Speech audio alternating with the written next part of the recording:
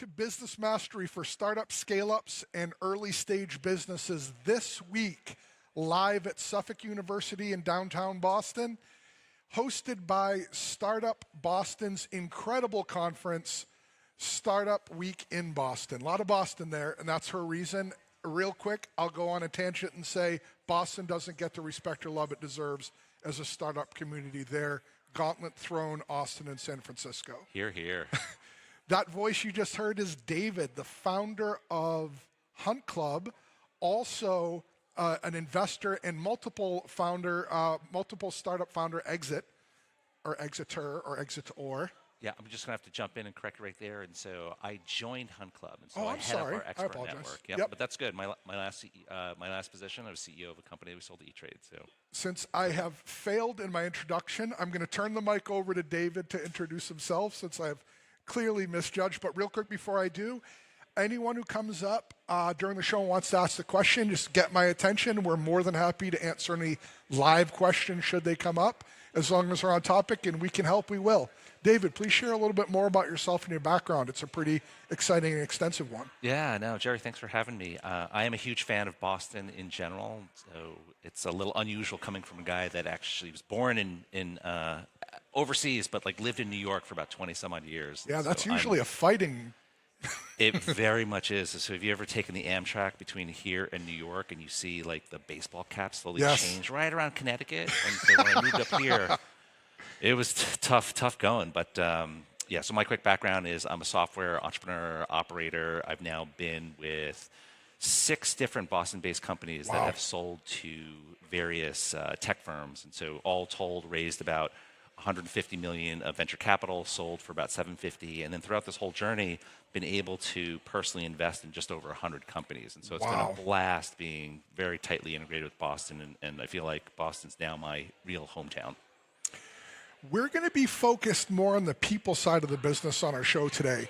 But if I can twist your arm to come back another time, I'd love to learn more about someone who's invested as much as you have in so many different firms, about some of the things that you look for in that firm to decide yes or no. I think that would be a great show. Yeah, would love it. I'm super deeply passionate about the early stage founder, and in general, as you know, in the Boston area, we have so many great schools and so much talent, and the time that I've spent just in like a limited amount of time with the founders that come out of Babson, the ones that come out of HBS. I was the director of the summer venture program at Babson for 4 years, and just got to see some amazing founders come out of that. And so I've also invested in a few of those. And so it's been great to be here. No, that's awesome. Boston and Massachusetts, by extension, has such an incredible educational advantage. My son's a graduate of Worcester Polytech, which is an incredible school, MIT West. Yeah, well, congrats. Yeah. We were just talking with another of the attendees here about that, but just the educational system here is incredible. We produce so many incredibly talented folks, and it's no surprise that the startup community is a benefit of that. Yeah, for sure. And so if whatever you want to talk about, whether it's talent, companies, startups, investment, I'm there for you. So selfishly, let's talk about talent. And I say selfishly, understand this. There's a reason I focus on that. I work predominantly in the technology and science space, cybersecurity space. Most of the folks who get into that space because they're excited about building something cool. Very few of them are passionate HR types. Sure. And because of that, they experience a lot of pain that they don't need to experience. They sometimes forget that the best companies in the world attract the best talent. And the way that they do that is becoming a place that talent would want to go and frankly, to stay. So I'd love to hear more about how Hunt Club works with that, and maybe talk a little bit about my own methodology and Destination Employer and how we help companies to do that. Yeah, I saw your book published and on Amazon, and so maybe we should turn this around, because I'd love to hear more about like how you actually came up with that. And so the quick snapshot on Hunt Club is we are venture-backed, and the space that we're in, we help find great talent for companies. And the traditional recruiter, I'm sure you've worked with some. I've been one. Okay, so I'm going to throw you under the bus a little bit. It's really tough. Please do. Right? It's a people-driven business. I've worked with some fantastic recruiters in the past, both as a client as well as a candidate. And the trouble with recruiting, as I'm sure you know the pain point, anything else, is like your network's really limited to the people that you know directly. And so the best recruiters are ones that have fantastic networks. Okay, 100% agree. Even the very best recruiter, maybe they know 1,000 people that would be fantastic, 2,000 at the most. Like I can't remember like 10 people, right? And so it's a very limited network. So the idea behind Hunt Club is that we've got a much broader network of people that can serve as folks to do warm introductions. And so fast forward to today, we have about 100 people at Hunt Club. Our key differentiators, we have this network of folks that will do warm introductions, and they're compensated, and I can share a little bit more how that happens. And on top of all, we have some software that figures out who is really connected to whom and how deeply do they know each other. And so our thesis is that you should never have a cold call to a candidate, right? It should always be through someone who's warm, someone who's worked with you, someone who knows you. And so that's the idea behind the company. I love that. We've raised about $55 million in venture capital. We've had about 1,000 customers over the years, and that continues to grow. And the cool thing about our software is it's good enough that VCs actually use it themselves. So they subscribe to the software to help make introductions for their portfolio companies. And if they don't fund the next round, you kick them out? We like all kinds of customers. No, that's awesome. You said something I want to dial back to about knowing the pain of that. So my origin story, you can decide if it's superhero or villain, but I started my post-Marine Corps career. I did signals intelligence in the Marine Corps as a technical recruiter. No, I'm going to call you hero at the outset, so thank you for your service. Well, thank you. It's always awkward when people say that. I've got to say I got more from the Marines than I gave. I had an incredible time. I got my college. I went straight from high school to the Marines. I got my college while I was in the Marines. I met my wife, married 20 years, 4 great kids. Everything about my Marine Corps experience was incredible, except for my 4 knee surgeries that made me a civilian again. So that part led me to becoming a technical recruiter, then professional services sales, branch management, regional management. I ran the New England market for Kelly IT.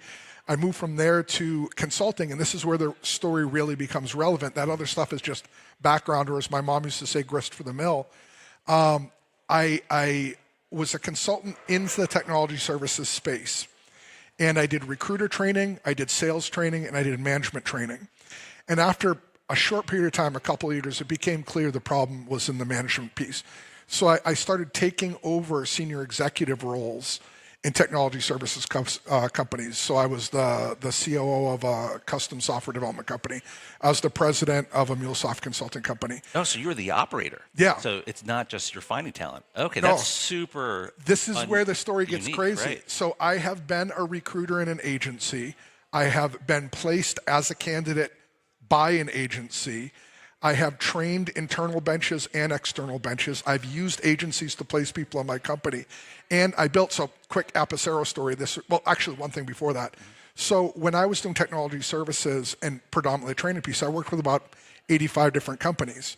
And in that time, I grew more in that 7 years that I was doing that than in the 10 before, easily. Amazing. Because I got to see what works and what doesn't firsthand experientially, and to see just the tiny differences. But fast forward to the most relevant piece, it's Apicero.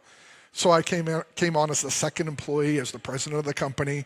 We were 3 guys at a kitchen table in Arizona.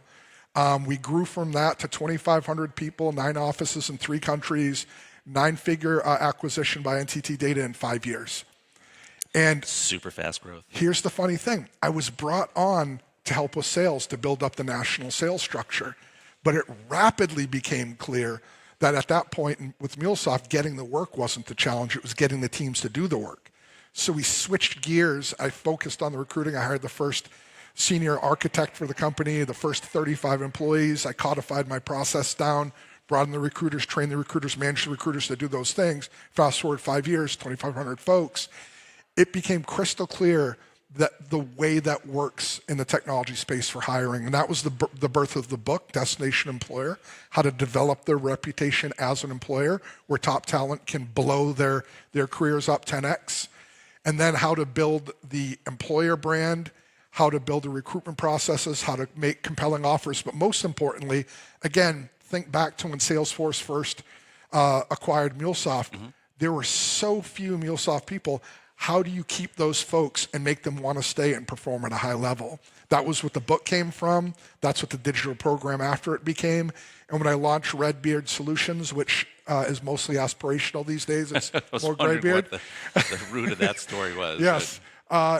We implement those. So we help companies to do that. We help them to be able to consistently attract, recruit, and retain the very top talent in the marketplaces. Yeah, and when you did your recruiting, how much of the recruiting was folks that you knew versus brand new, right? And so whether it was from a past company, a relationship that you had, or sourcing from the known network, or just, you know what, I have no idea how to get to this person. I just got to cast a super wide net. Like, how much of your time was spent on both sides of that fence? Yeah, so let me answer the question I think you're asking first, and then correct me if I'm wrong. So in the beginning, everything is professional network, you know, and then where I find founders typically struggle, including us, was once our professional network was expended and started to peter out.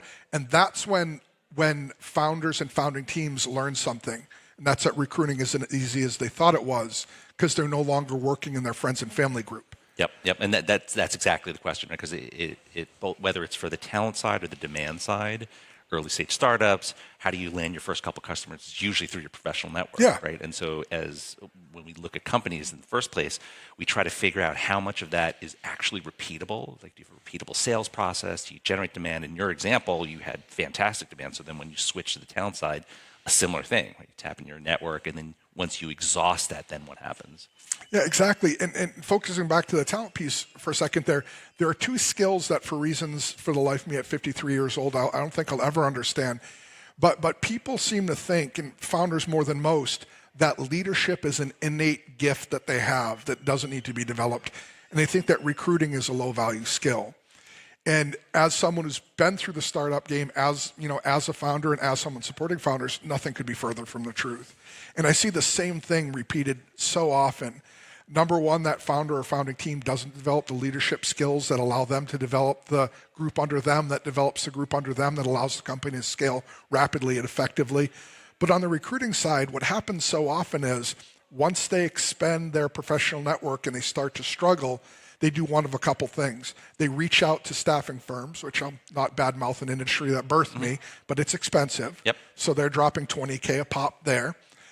Or they underhire their recruiter. Or a third option would be they start with the staffing, realize it's expensive, then underhire their first recruiter. So they bring in somebody with 2 or 3 years of experience that should be on someone else's team developing their skills, and they expect that person to build an entire talent acquisition strategy. And surprise, surprise, it fails. And so what do they typically do? They say recruiting is a low-value skill, recruiters are bad, and they bring another 2 or 3 year person. And then that bad opinion gets reinforced. So our goal is to help them to solve that problem. Yeah, it's actually not dissimilar to PR agencies.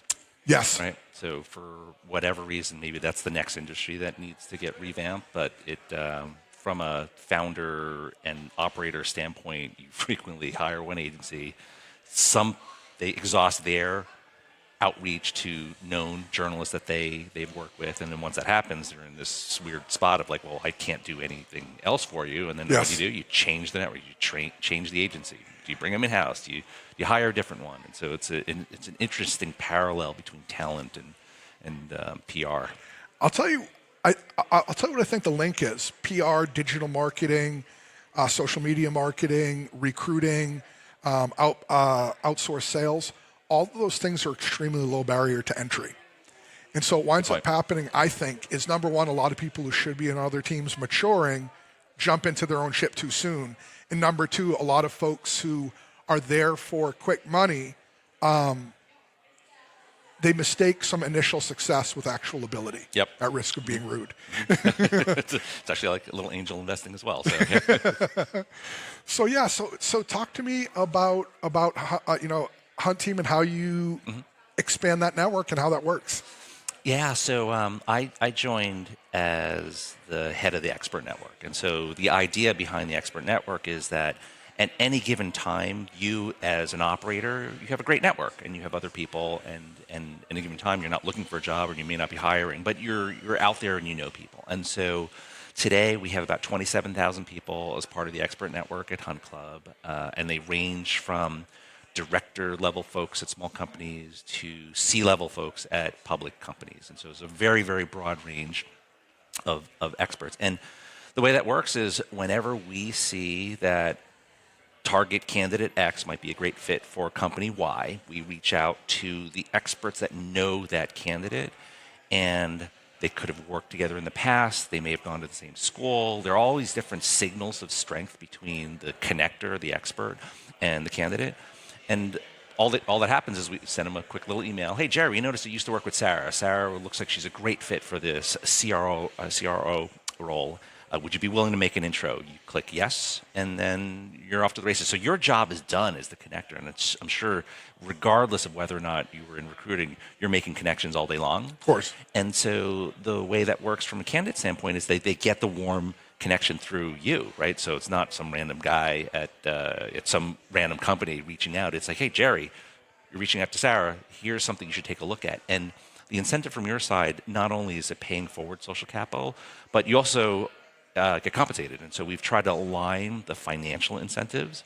And so if she interviews, you get a couple $100. If she lands the job, you get a couple $1,000. And so we're sharing the economic pie with the folks that are helping make those connections. That's interesting. So from a workflow perspective, somebody from Hunt Team finds a candidate, does what in the recruiting world we call sourcing. Yep. Sees that they at least appear on paper to be of interest. Then they look at their network and see if they know anyone in that network. Is that accurate? So that's where the Hunt Club software comes in. Right? Okay. And so picture, and since you've worn so many different hats, I think you can absolutely empathize with what a recruiter has to do. And yes. So let's say you landed this like fantastic company. I'm like, oh, it's super cool. They're on a rocket ship. The leadership team is really great. And we're really looking for the next CMO.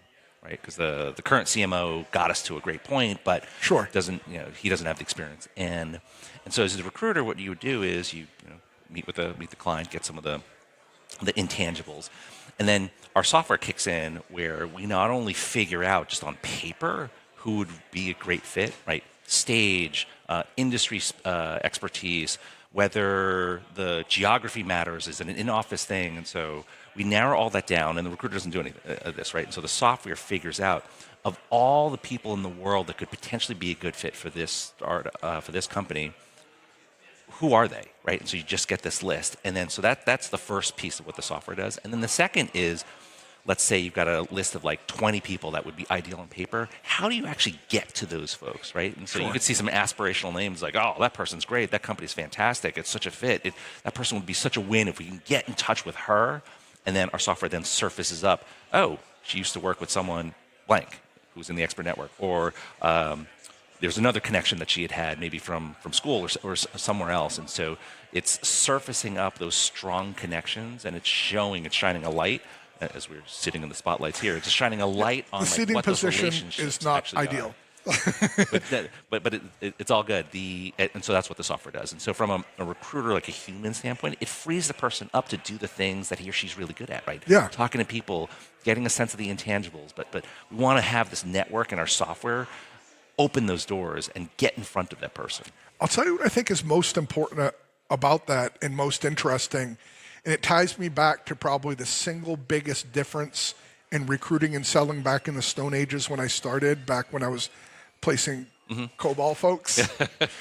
Maybe it's Stone Age. I'm a year older than you, so that's but between then and now and this, and that's the connection part. So back in the Stone Ages, I'll slip slightly closer to now. When I first started selling in technology services, my manager expected me to make between 100 and 125 cold calls a day out to, whoever. But here's the thing that's crazy about it.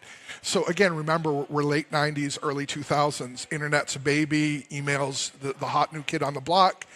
My manager would actually make me turn my monitor off because she felt like looking at the screen was a waste of time. In those days, this is pre-LinkedIn, heck, even pre-Jigsaw. So if you were lucky, you knew the person's name. Yeah. If you were lucky, you had their name and their title. Rarely did you have both. So we would find ways to get connected to them. But the crazy thing was, we did no research. If any of my guys made calls like we did back then, immediately fired. I will be the first to admit, absolute garbage. But the difference was, as hard as it was to get in touch, if they pick up the phone, you would talk to them. Sure. If I made 100 to 125 dials a day, 20 to 25 people would talk a week, not a day, a week. But I get 25 meaningful conversations a week out of that. What do you think the number would be today if you tried that? I'm getting there, my friend. I would kill for a month that I had 25 connects. If I stopped doing that type of selling some time ago. But the challenge isn't getting people's contact information out. It's getting them to meaningfully engage. Your tool circumvents that. You're getting that engagement through a connection. That's masterful. I love that. That's totally right. The amount of inbounds that anyone gets, whether you're on the receiving end of a prospect, you're a prospect and someone's trying to sell to you, or someone's trying to recruit you, is it's like Teflon, right? Like you've got these guards that are up. Like I don't pick up the phone. Like if something comes through, it's like there's so much noise that's out there, and the problem that LinkedIn has maybe both solved and also created is that now, because there's so much data that's available about each of us, like I don't have to put together a resume. All that information is pretty much out there, and then it's exacerbated the access problem. So now, as an example, I was here at Startup Boston Week on Tuesday, right, and did a quick session, walked out. At the end of that, got 30 inbounds through LinkedIn, right? I don't know who they are. I don't have a strong connection with them. Inbound means cold outreach, and I'm assuming you didn't even look at them. I did not. I was a little bit worried of just like looking at that, and so at some point I did kind of flip through them. But the little badge on my phone said 30 at the end of the day, so I was just like, oh, do I really want like that 30 more things to look at? And so on the inbound side, it's super tough. And so what LinkedIn has done is it's created a tremendous visibility, which is fantastic, right? But it hasn't created access, right? So if anything, it's made access worse. And so that's a lot of what we're trying to figure out. And access is done through a trusted relationship. And so the reaction would be really different. And so if you go back to your Stone Ages days and wanted to have like 25 meaningful conversations, you would generally try to find ways to get in front of those people through some common connection, right? Like we do it every day. Like when we meet at a coffee shop, how do you know this person? Oh, you establish a connection, and there's credibility, there's contact. Social proof, yeah. And exactly, and all the social proof that's there. And so that's pretty much our thesis around like what we've built. Well, it makes an enormous amount of sense because, gosh, so I do a lot of that. I've built a pretty significant network over time, but what I do in an effort to create connection, as I call it, pull-push marketing, I create a lot of meaningful content, podcasts like this. I wrote a book, speak at conferences. I do all that stuff. And that creates a level of trust and authority. I then engage with people who can publicly see that I have some credibility. And then when I engage with their content or whatever, I move from that to a direct contact. It's been warmed up. But that process takes forever and 50 years to do. I mean, gosh, I've got 20 years of content, 40 deep on this podcast, 2 years in a prior one. Again, the book, I've probably 8 different magazine articles, daily content on LinkedIn. That creates a body of work that's not something that can replicate in a day. And through all of it, by orders of magnitude, I still have more success when I look somebody up and go, wait a minute, he knows him. Mm-hmm. The power of that referral is amazing. Yeah, and that's what we're doing at scale. And so maybe a nice visual is we're on the first floor here at Suffolk University. There's going to be 7,000 people that come through Startup Boston this week, and we all have our different networks. And so mine, I happened to take a look. I have roughly around 3,700 or 3,800 people that I know, right? And so probably 100 of them very, very well, where I could really vouch for them. And then the other 3,790 or 3,700 are folks that like I've worked with and know reasonably well, but I'm not super, super close to them, right? And so it's just a very different level of relationship. You tack on your network, right? Mm-hmm. I don't know, how many contacts do you have? Like, I don't know, a lot, 5,000 on Perfect, LinkedIn. Okay, just get 5,000 example. Like how many of those do you know really well where you could like vouch for them and you would go to bat for them? It's probably 100 or less. Okay, great. But so that whole visual is so lots of people you can access and a few number of people that you can trust. And so if you just envision our two circles and where they overlap, and I looked you up on LinkedIn now, we probably have now 50 common connections. There's thousands of people who are my first degrees and thousands of people your first degrees that would likely be helpful for each one of us. And so just two people, like it's the power of turning someone else's first degree to your first degree. Imagine if you added 10 people, right? And at a startup, if it's it's a 100-person startup, picture if every single person contributed their network. That collective network, the power of their collective network of now all their extended first degrees, that's access.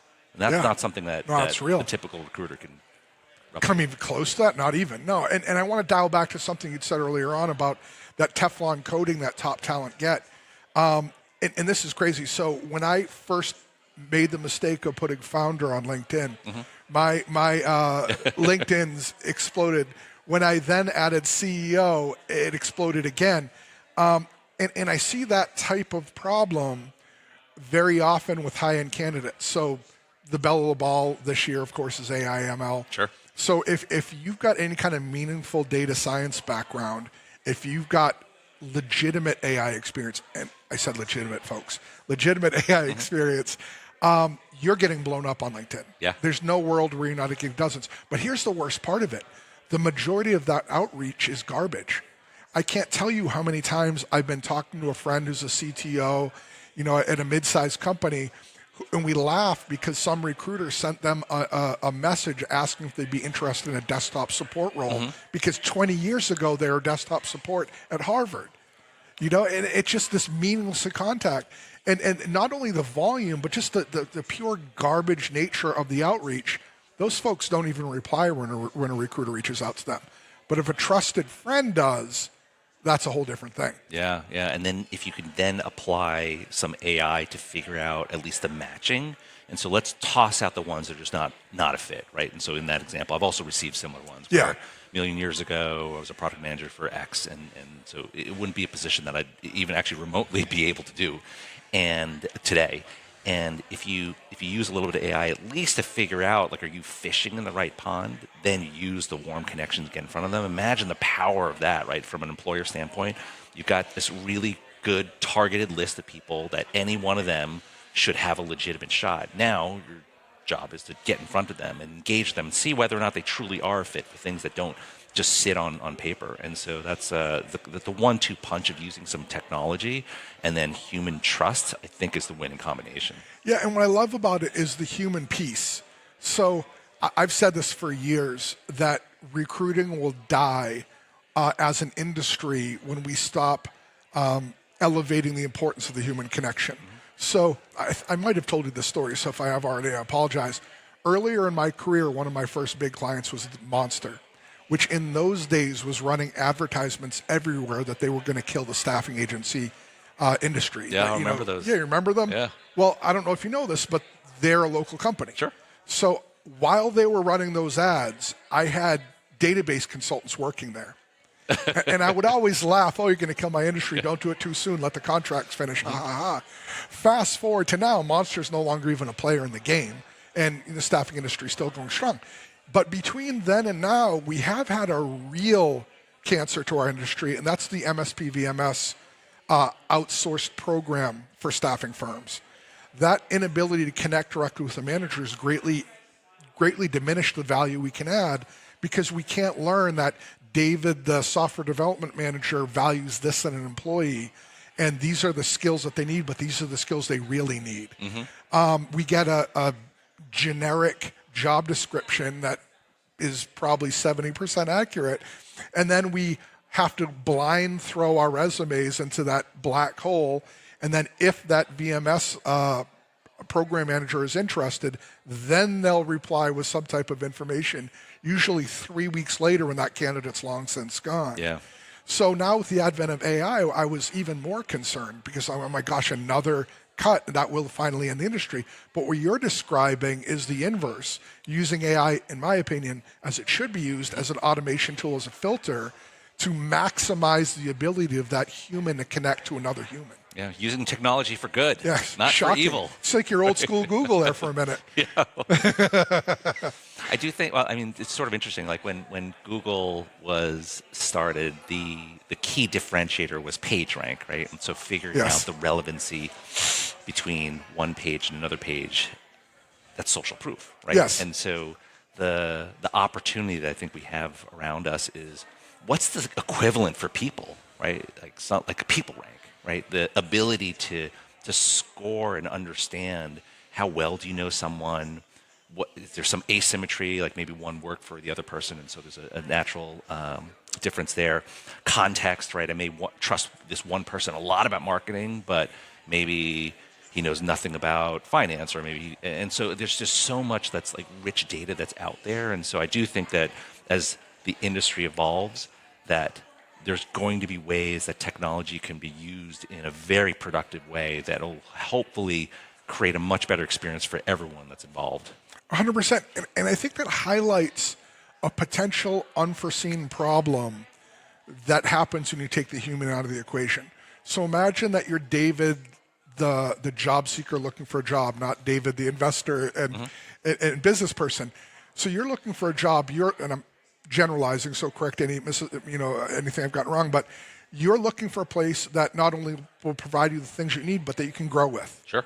Now, the more that we use tools to filter if it's not observed and supervised by a person, the more likely we are to look for 100% matches.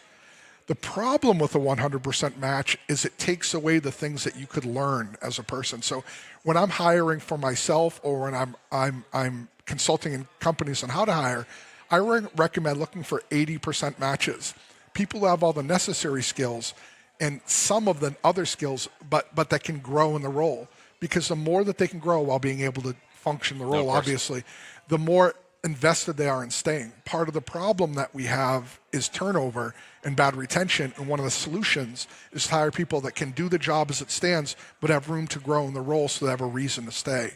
Makes a ton of sense. I've seen that at multiple stages within early stage companies. I've been all the way from person zero, founder, to one of 30,000 at a company that acquired one of my startups. And there's such a big difference when you get someone who can retain that institutional knowledge and grow. And honestly, one of the biggest achievements that I'd say on my side, it isn't actually a company achievement. Like, yeah, we sold companies and we won and all that. I feel like one of my proudest moments was one of my teams at one of those companies. Every single one of them later on went to start their own company and become a CEO. That's and awesome. So that's just and I love watching what they're doing today. And so the ability to have someone, to your point, take a role, stretch, grow, develop great connections, and do amazing things afterwards, like far beyond what they're doing at that company today, is fantastic. And that's what we got to do, right? Just increase the overall talent base and have them do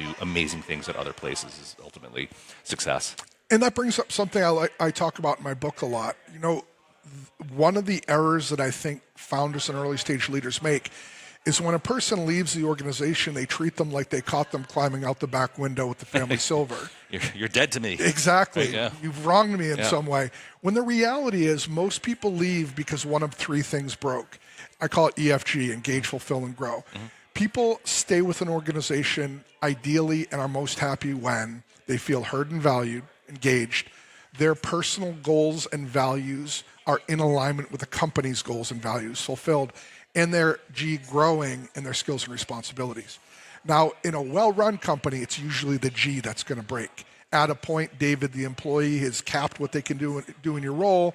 Your skills are all that role can give you. There's, in our example, there's not a next step, a new role, so you leave the company. You've done nothing wrong. If anything, I've done something wrong because I can no longer help you to grow.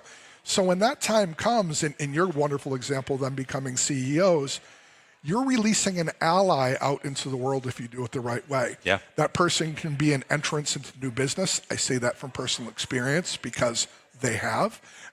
In my world, they can be an entrance into new candidates coming to you. You, David, the employee, you leave. You had a wonderful experience. I reach out to you and say, David, I'm refilling your old role. Who do you know, buddy? Yeah. If it was a positive experience and a positive ending, you're probably going to give me info. You're probably going to help me out.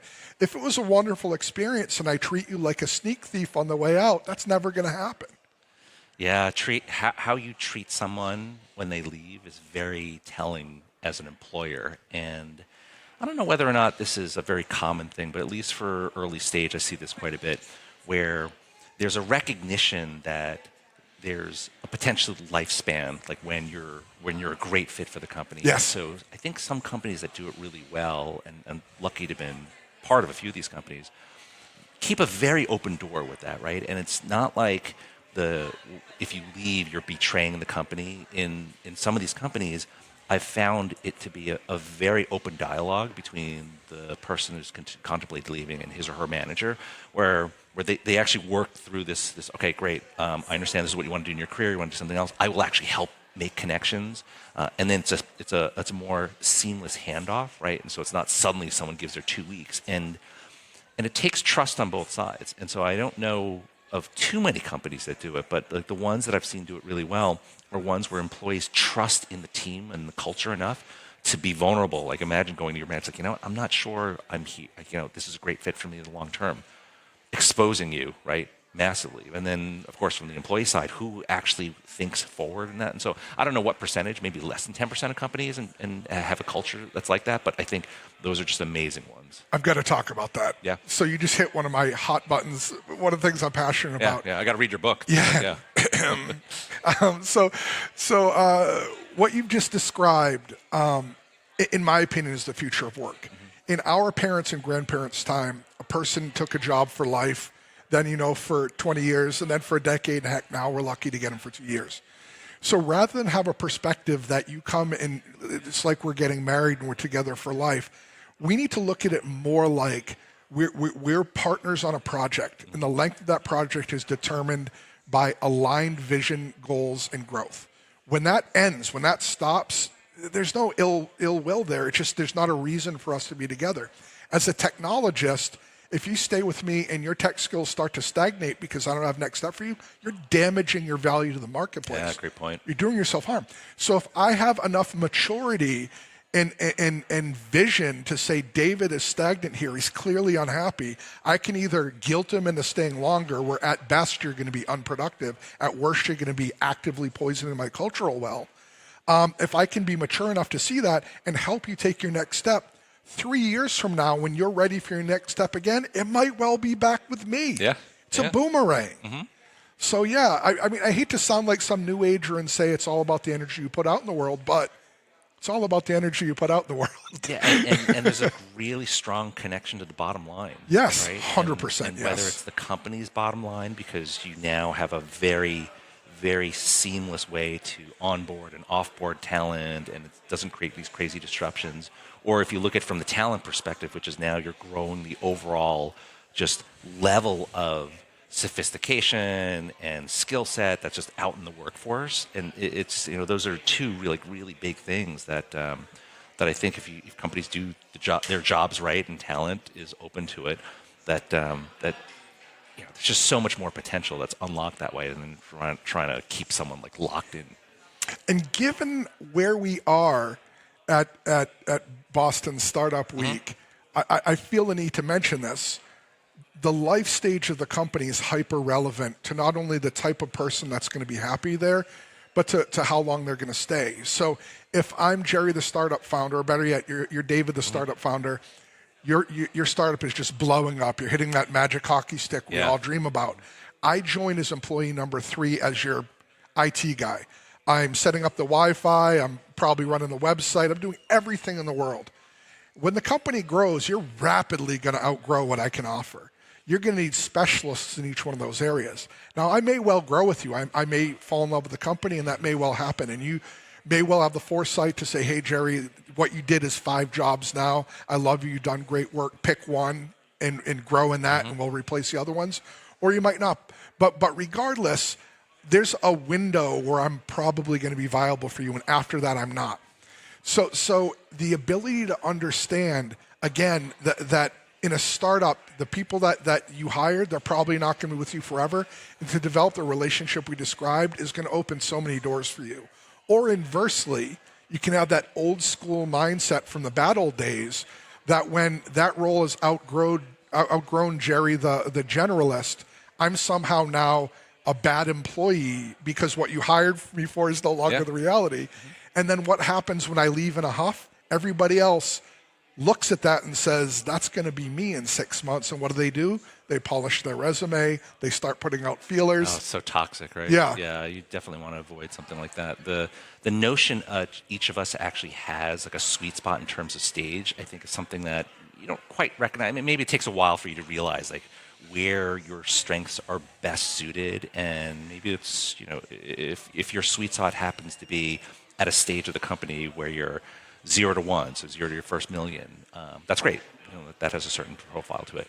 It might be 1 to 10, right? The 1 million to 10 million. It could be like 10 to 100. And so when we look at talent, we often see people that have experiences at multiple stages within growth, and some of them, rare ones, are able to scale themselves from 0 to 1 to 10 to 100 to a billion, and others, they don't have that, and it's perfectly fine not to, right? Yeah. So maybe you thrive in an environment from the 10 million to 100 million, right? And so you're used to a certain level of infrastructure, you're used to a certain product market fit, you have skills that are very well honed to that. You would likely, once the company hits that stage and goes beyond it, you can either grow, or you take your fantastic skills and apply it to the next company that's at the 10 level, right? And bring that to 100, and you probably could make some good money doing it, right? And so if your skill set is really aligned towards that, I think you just got to recognize that. And the same thing with companies, to recognize when people have these sweet spots in terms of these stages. I myself, admittedly, I'm probably more of a 1 to 10, 10 to 100. And so I found for things that I've created, I'm not fantastic at the 0 to 1. My wife is, right? So she's great at that.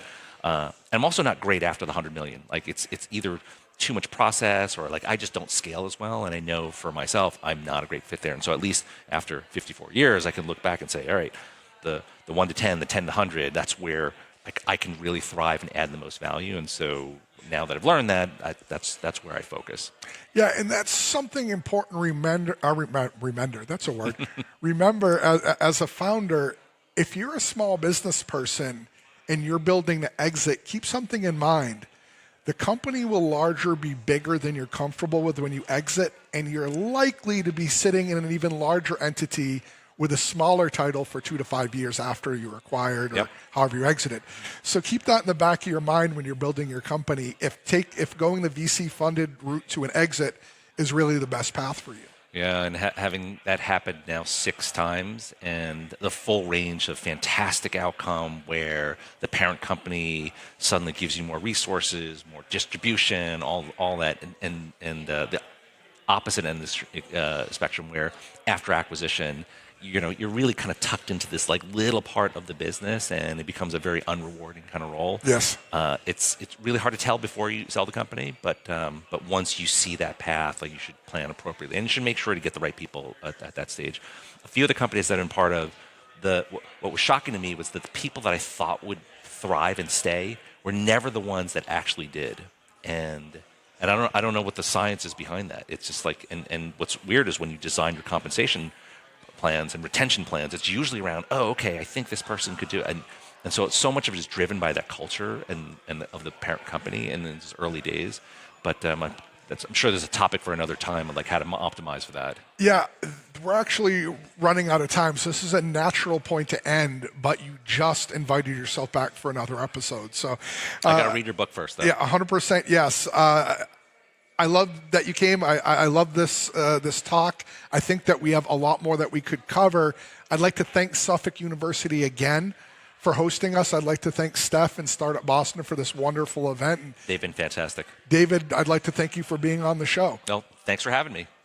Awesome. For those who can't see, we just shook hands like gentlemen. We're not savages here in Boston like New York.